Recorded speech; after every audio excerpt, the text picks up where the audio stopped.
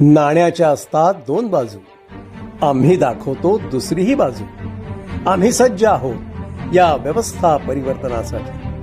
आम्ही सज्ज आहोत आमूलाग्र बदलासाठी. घेऊन आलो आहोत एक यूट्यूब चॅनल, चाय ब्रेक कट्टा.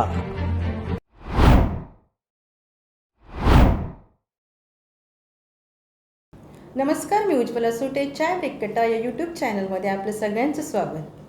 आज नवीन विषयाला घेऊन आपण ही चर्चा रंगवणार आहे आणि आजच्या कट्ट्यावर आपण प्रमुख पाहुणे म्हणून बोलवलेलं आहे रजियाताई सुलताना यांना.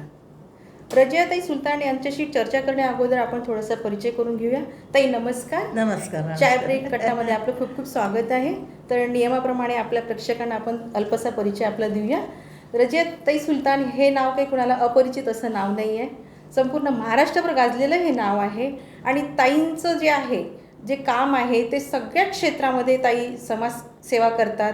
ताईंचं काम महिलांवर आहे, तृतीयपंथी लोकांवर आहे आणि ताईंनी आजपर्यंत अनेक विषयांना हात घातला आहे. त्या विषयांच्या समस्या सोडवलेल्या आहेत आणि ताईंविषयी चर्चा करण्यापेक्षा आपण ताईंकडून जाणून घेऊया की ताईंनी कुठल्या विषयावर काम केलेलं आहे, जेणेकरून आपल्या विद्यार्थ्यांना त्यांचा एक अमूल असा फायदा होणार आहे. तर आपण चर्चेला सुरुवात करूया. ताई, आपण चर्चेला सुरुवात केलेली आहे आणि माझा पहिला प्रश्न आपल्याला हा आहे की स्त्री म्हणजे नेमकं काय? खूप चांगला प्रश्न आहे, कारण अर्ध जग स्त्री शक्तीने व्यापलेलं आहे आणि स्त्रीची थोडक्यात व्याख्या करायची म्हणजे स्त्री म्हणजे दातृत्व, स्त्री म्हणजे कर्तृत्व, स्त्री म्हणजे नेतृत्व आणि स्त्री म्हणजे मातृत्व. नक्कीच ताई, स्त्री म्हणजे दातृत्व, मातृत्व आणि कर्तृत्व. आपण खूप सुंदर अशी डेफिनेशन केलेली आहे. मला आता पुढचा प्रश्न आपल्याला हा विचारायचा की मुलींच्या शिक्षणाबद्दल आपलं काय मत आहे? नाही, मुलींनी शिकलंच पाहिजे, कारण मुली शिकल्या तर ती सासर आणि माहेर दोन्ही कुटुंबाला पुढं नेते आणि त्याच्यामुळे मुलींच्या शिक्षणाकडे पालकांनी, समाजाने आणि शाळांनी विशेष लक्ष देणं खूप गरजेचं आहे.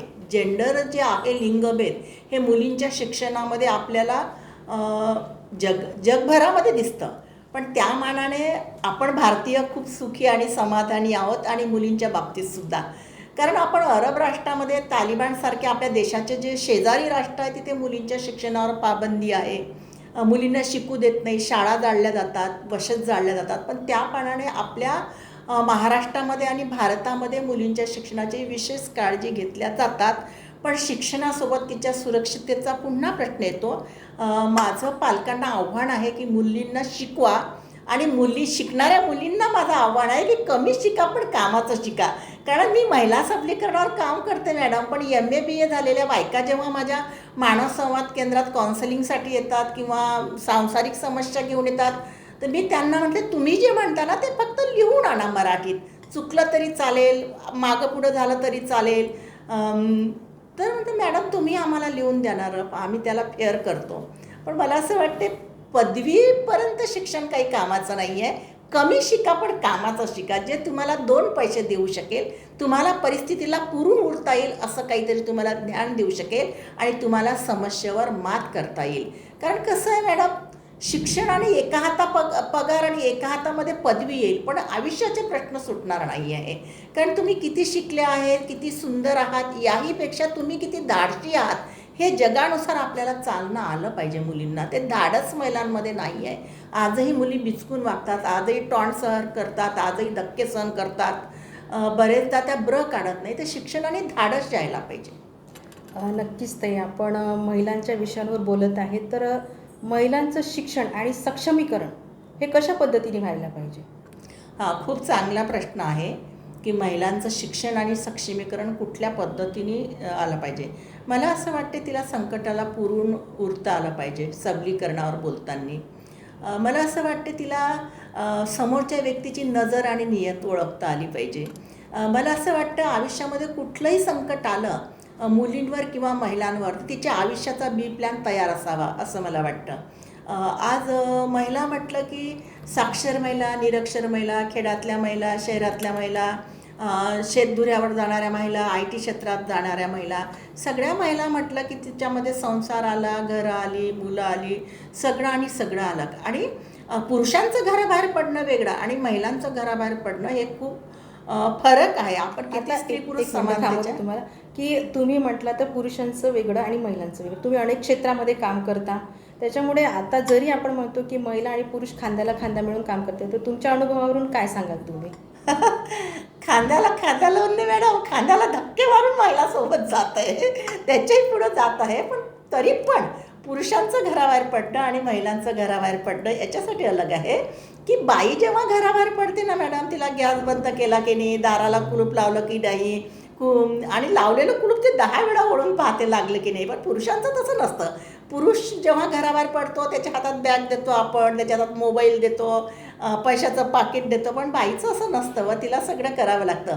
आणि परत येताना सुद्धा त्याला जर कोणता मित्र भेटला तो चौकात थांबेल, पाणठेल्यावर जालेल. पण बाईला असं नाही, बाईला सरळ चौकात वगैरे न थांबता घरी यावं लागतं. बरेचदा तर तिला वॉशरूम थांबून ठेवावी लागते आणि अगोदर ती कुकरच्या शिट्ट्या लवकर झाल्या पाहिजे म्हणून अगोदर गॅसमध्ये जातं. बाईचं घराबाहेर पडणं आणि पुरुषाचं घराबाहेर पडणं ह्याच्यामध्ये हे फरक आहे मॅडम. विमानातून जरी उतरली ना, जागतिक परिषदेमध्ये जाऊन आल्यानंतर जरी उतरली, पहिले तिला वाटते की नाही भाजी घेऊ द्या मला घरात जाताना. तर हा एक फरक आहे मॅडम. नक्कीच ताई, खूप छान आपण सांगता आहेत.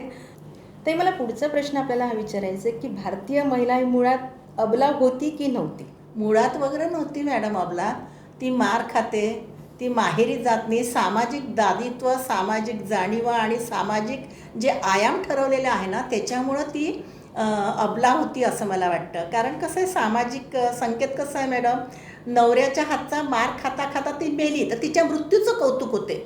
बापाचं नाव काढलं बाई, नवऱ्याच्या घरी मरणं कबूल केलं पण माहेरी परत आली नाही, तिलाही 2 हात करता येतो हो मॅडम.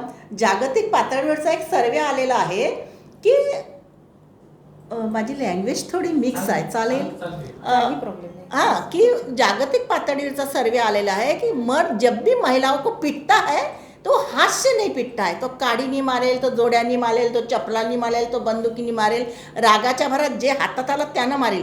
सिर्फ हाथ की लड़ाई दोनों की हो जाए ना तो यकीनन महिला जीत सकते है.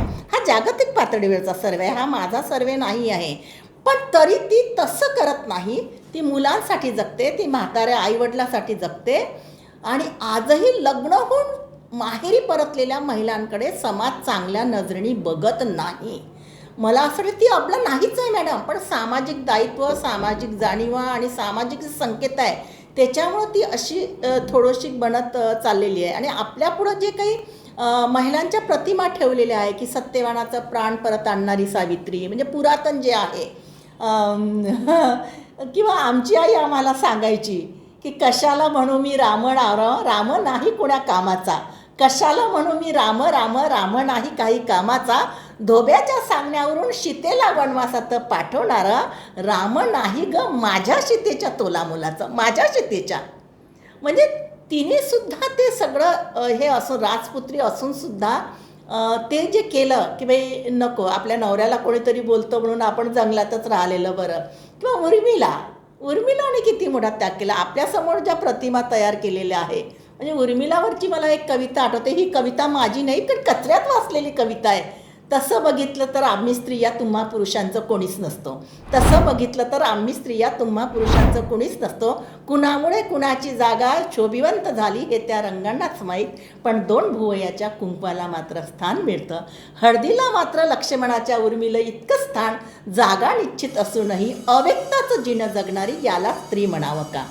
हा प्रश्न मॅडम मला असं वाटते हजारो वर्षापूर्वीचं हे आहे. आणि स्त्रीवाद हा आपल्या भारतात हजारो वर्षापूर्वीचा आहे. बाई अबला नाहीच आहे. ती बोलते, ती वाचते, ती रडते. म्हणजे आत्ता आपल्या भाषेला 3 ऑक्टोबरला अभिजात दर्जा मिळालेला आहे. आणि अभिजात दर्जाचा पहिला नियम आहे की ती 2,500 वर्षापूर्वीची भाषा जुनी असावी. आणि मराठी भाषा मॅडम लोकसाहित्य हे वगैरे म्हणजे मैथून काव्य आणि मैथून शिल्प हे हजारो वर्षापूर्वीचं आहे. ज्याच्यामध्ये आज आपण म्हणतो की मुलं बिघडली, मुलं लैंगिकतेवरून यौनिकतेवरून शिव्या देतात, पण 2,500 वर्षापूर्वीचं मैथून काव्य आणि मैथून शिल्प हे आपल्या भारताचं आहे. कामसूत्र हा सगळ्यात मोठा ग्रंथ भारताचा आहे. आणि ज्या मैथून काव्य मैथून शिल्पाबद्दल बोलतो ते मराठीत आहे मॅडम आता मायका आपला नाहीच आहे. वाचनाचा विषय आला तर महिलांच्या वाचनावर आपण काय बोला? नाही, महिलांनी वाचलं पाहिजे मॅडम. हर महिला एक किताब आहे.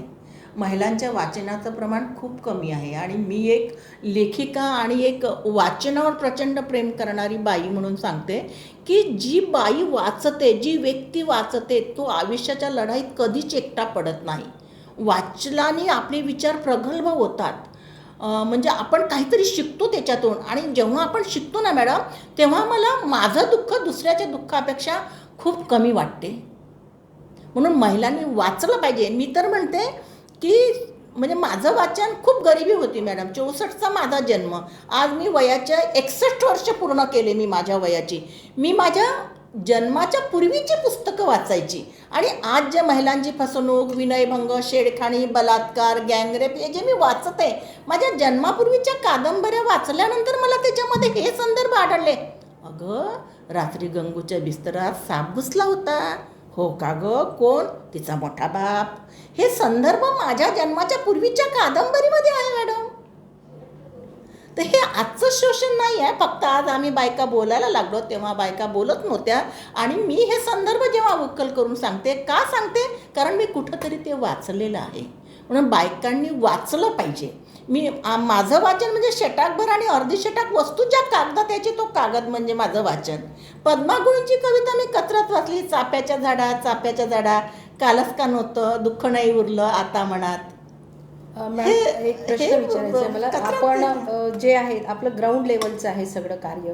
आपण उच्चभ्रू शिक्षण महिलांकडे जेव्हा जाता, तेव्हा त्यांची जी शिक्षणाची पात्रता आहे ती तुम्हाला जाणवते का? ते जाणवते ना मॅडम. खूप चांगला प्रश्न विचारला. एकतर मी देह व्यवसाय करणाऱ्या बायका, धुनी भांडी करणाऱ्या बायका, समलिंगी बायका, कैदी बायका या महिलांच्या प्रश्नावर काम करते. कामगार बायका. तर मातृत्व मला असं वाटतं की कामगार बाई जेव्हा तिच्या डोक्यावर गवताचं ओझं असते आणि जेव्हा ती घरी परतते ना मॅडम, तिची नजर भिरभिर करते, माझं चकुला कुठं दिसेल, काय दिसेल. आणि गल्लीत खेळत असलेल्या मुलाला ते पटकन उचलते, आपल्या पदरानं शेंबूळ पुसते, माझं चकुलं, माझं सोनीलं. तिचा ताण पूर्ण उतरून जाते. आणि एशीमध्ये बसलेली, कार चालवत आलेली आई जेव्हा आपल्या घरी येते, 7वा वेतन आयोग घेतलेली बाई, तिचं मुलगा चिपकला, don't touch me, don't disturb me, असं ते करते. मातृत्वामध्ये हा फरक मला थोडा जात होतो. आणि कसं आहे मॅडम की शिकलेल्या महिलांचा समाजाला किती उपयोग होतो हा सुद्धा एक खूप चिंतनाचा उपयोग आहे. मला माहीत आहे त्यांचं अपडाऊन, त्यांचं करिअर, त्यांची बौद्धिक हे खूप डावावर लागलेलं आहे नवीन शैक्षणिक धोरणानुसार. पण समाजाला त्याचा काहीतरी उपयोग झाला पाहिजे असं मला वाटतं.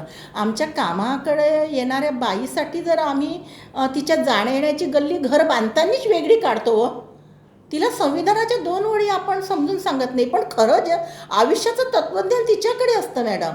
ती जेव्हा आम्ही म्हणतो, का गं मावशी आता तुझी पोरगी येऊन बसली बाई, मग तलाकशुदा असो की विधवा, 2-2 लेकरं, कसं करशील गं तू? त्यात काय आहे बाई, 2 धुण्याचे घरं मी तिला देईल, म्हशीले आपले शिंग भारी असते का? म्हणजे अगदी वेदना झटकून जातात मॅडम. रडगाणं नाही, त्यांना शाहू फुले कर्वे विचारांची गरज नाही, त्यांना स्त्रीवाद माहीत नाही, त्यांना रजिया सुलतानाची गरज नाही, पण आयुष्याच्या भट्टीत तावून सोडून निघालेले असतात. खरं आयुष्याचं तत्त्वज्ञान, खरं शिक्षण त्यांना कळतं. रडगाणं ते कधीच करत नाही, परिस्थितीला पुरून उरतात मॅडम. मी पारधी समाजाच्या बायकांसाठी काम करते. नवरा आणि बायको दोन्ही समान दारू पितात, पण मला आजही या प्रश्नाचं कोडं सुटलेलं नाही आहे की समान दारू पिल्यानंतर तो उठत नाही, पण ही लवकरच उठते, त्याला लाथ मारून उठवते आणि म्हणते उठ. आणि तो उठत नाही तर आजूबाजूचा पसारा करून चालायला पण लागते. सगळ्या न शिकलेल्या बायका, शिकलेल्या बायका, श्रमिक बायका, सगळ्या IT क्षेत्रामध्ये काम करणाऱ्या बायका, इव्हेंट मॅनेजर हॉटेलमध्ये काम करणाऱ्या बायका, फर्स्ट हनीमूनची चादर सजवणाऱ्या बायका, सगळ्यांच्या मी मुलाखती घेतलेल्या आहे. तर बायका सगळ्या क्षेत्रामध्ये काम करतात मॅडम. पण मातृत्व सेम आणि सेम असते सगळ्यांचं.